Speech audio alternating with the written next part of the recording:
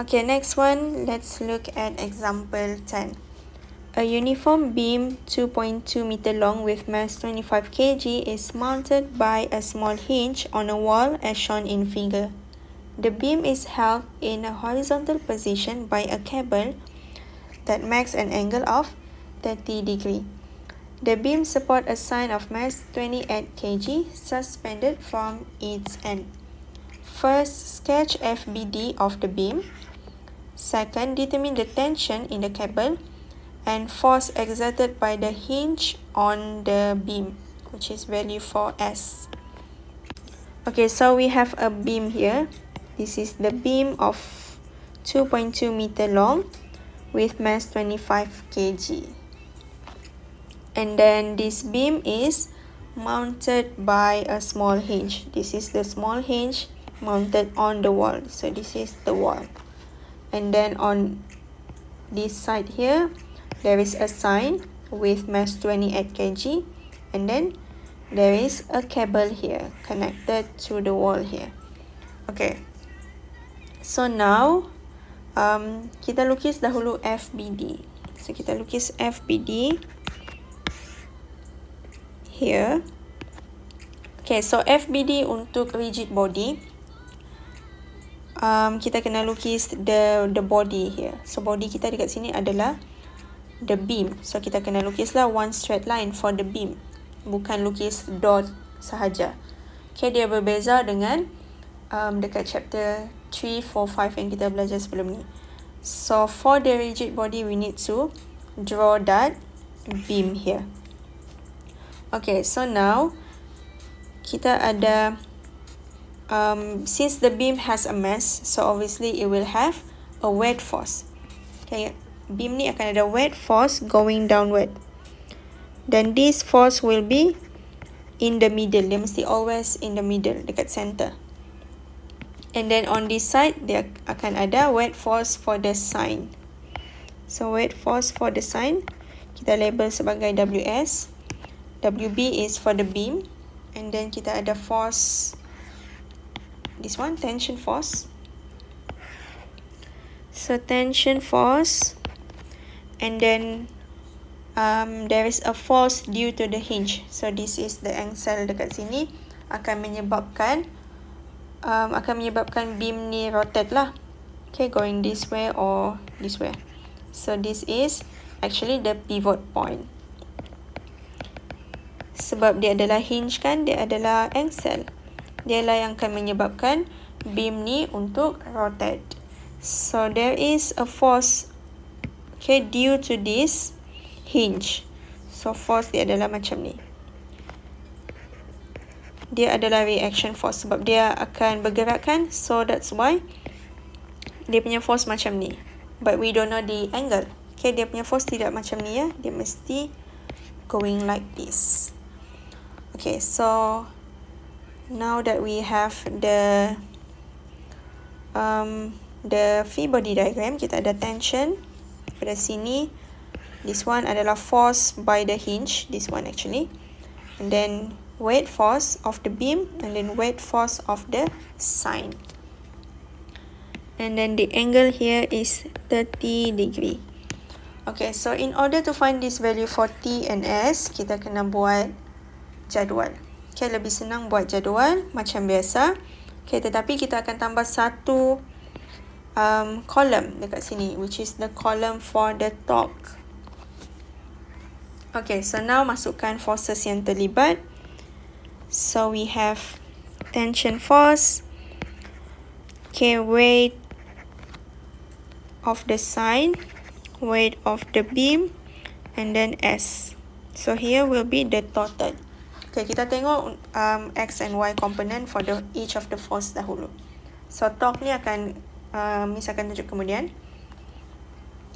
Okay, so now kita tengok tension. Tension akan ada Y component dan X component. Ty, Tx. So Tx dia adalah negative, which is going to the left. Ty positive. So negative T cos 30. This one positive T sin 30. And then for WS, since dia adalah dekat Y component sahaja, so X component kosong, dekat Y component going downward, it will be negative mg. So kita terus masukkanlah, m ni adalah sama dengan 28 times with 9.81. So negative, so sama dengan negative 274.68. Okay, let me padam this one supaya nampak kemas sikit. Okay, so sama juga untuk WB, X component akan jadi sama dengan kosong, and then Y component adalah negative because it's going downward. So 25 9.81, so sama dengan negative 245.25. And then now for S, so S kita akan ada Y component dan X component. Okay, so since we don't know the angle, so kita just letaklah SY, SX and SY. Kedua-duanya positif sebab satu ke kanan, satu ke atas. Okay, and then here equal to 0. Okay, now for the torque. Okay, torque untuk setiap ni akan ada value. Okay, so now since kita tahu dekat sini, dekat hinge ni adalah the pivot point, which is dekat point S actually. So, torque untuk S adalah sama dengan kosong. Torque for S akan jadi sama dengan kosong sebab dia adalah pivot point. So, here will be equal to 0. Okay, so we know that the torque is equal to RF sin theta, di mana F ni adalah force on that point lah.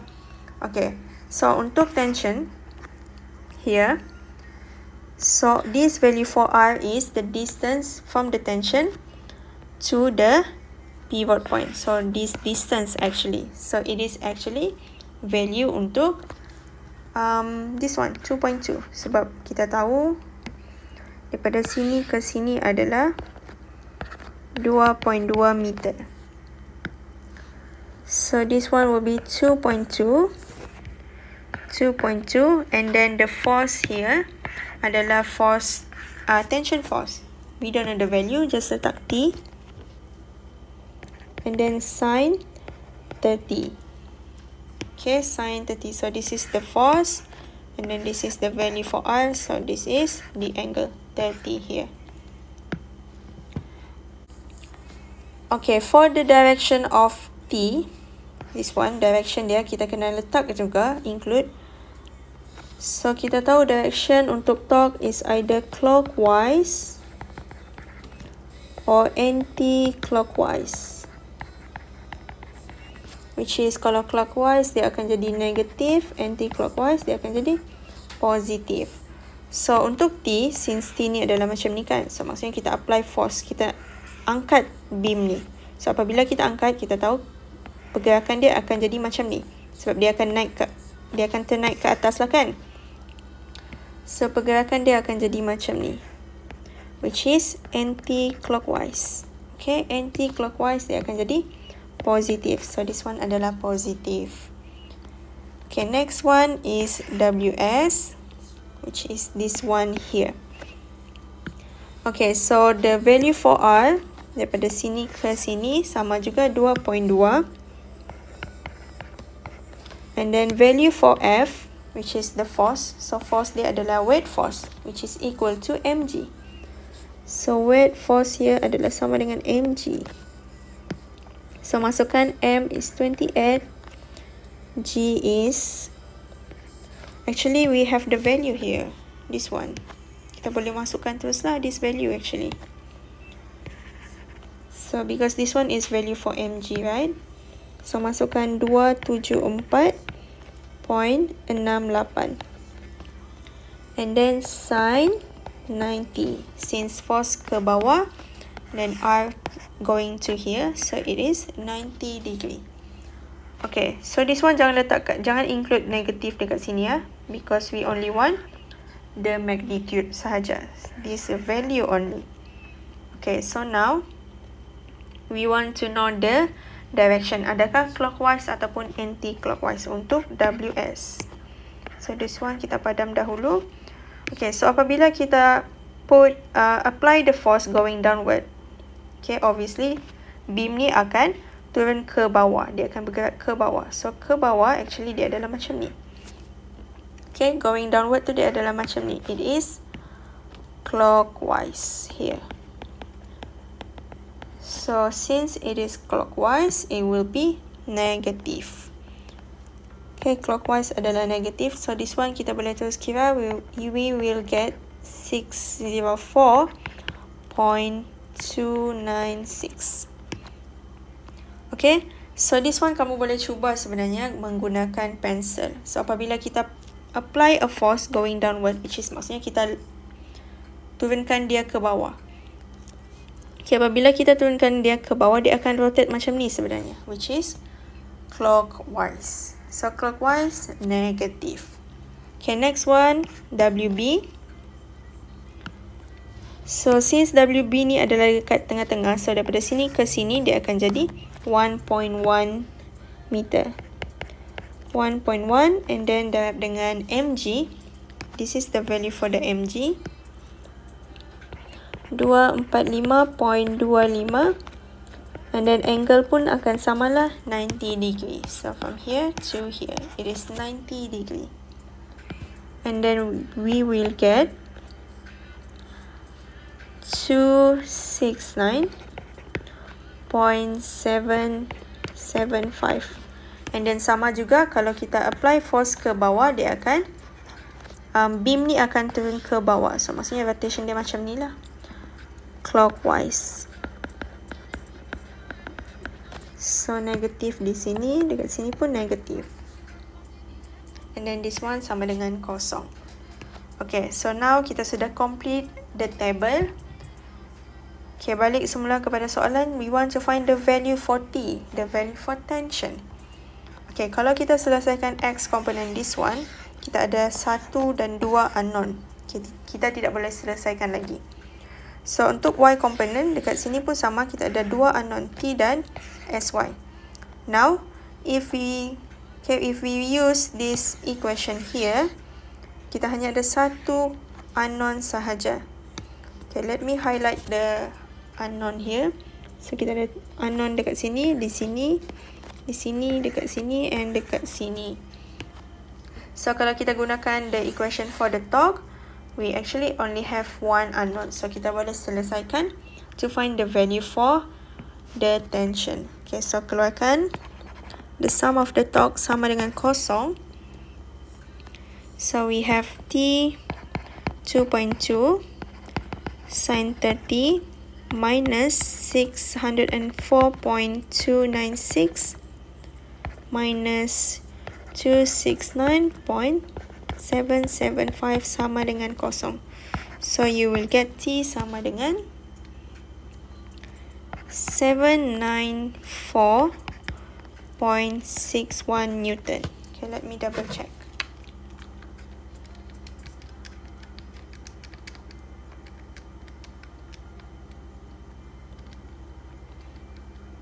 Okay, so this one is the value for the tension. Okay, so next one we want to find this value for S. Kita mau cari value S dekat sini. So in order to find this value for S, we need to find SX and SY. So now kita sudah dapat value for T. So kita boleh selesaikan X and Y component di sini. So Fx sama dengan kosong. So, keluarkanlah T tadi 794.61. Okay, negatif cos 30 plus SX sama dengan kosong. So, SX sama dengan 688.15 Newton. And then, the sum of Fy sama dengan kosong. So, you just keluarkan 794.61 Sin 30 minus 4.68. Wait.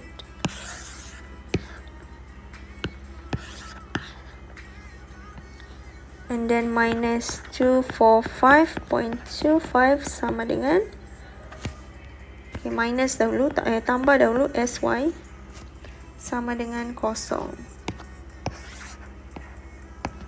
Sama dengan kosong.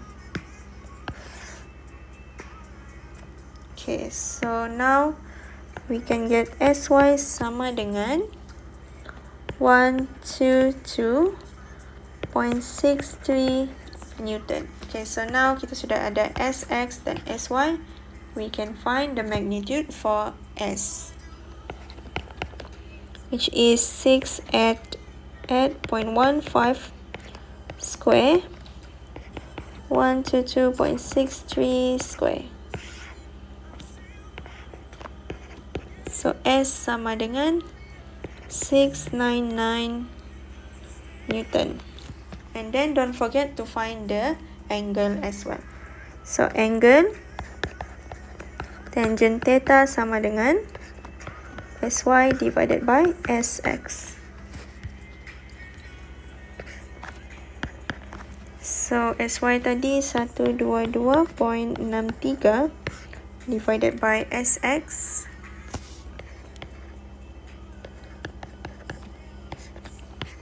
Okay, and then shift tangent sama dengan 10.10 degree.